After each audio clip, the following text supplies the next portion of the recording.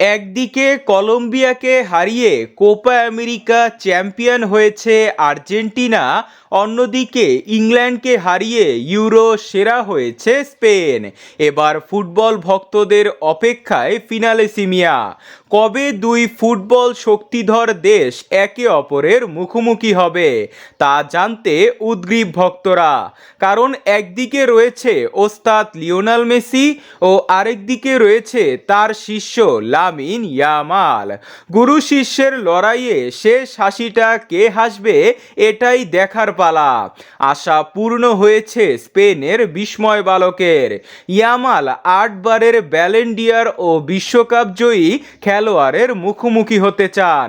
তবে ফিফার ব্যস্ত সময়সূচি কাটিয়ে এবার জানা গেল কবে কোথায় হবে লা ফিনালেসিমিয়া।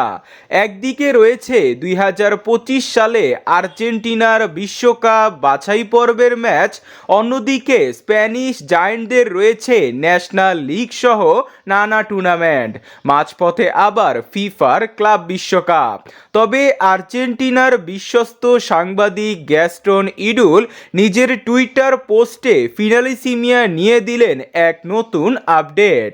তিনি লিখেন, ফিনালেসিমিয়া চলতি বছরই অনুষ্ঠিত হবে। অক্টোবরে আয়োজন হবে মেসি ইয়ামালের শ্রেষ্ঠত্বের লড়াই।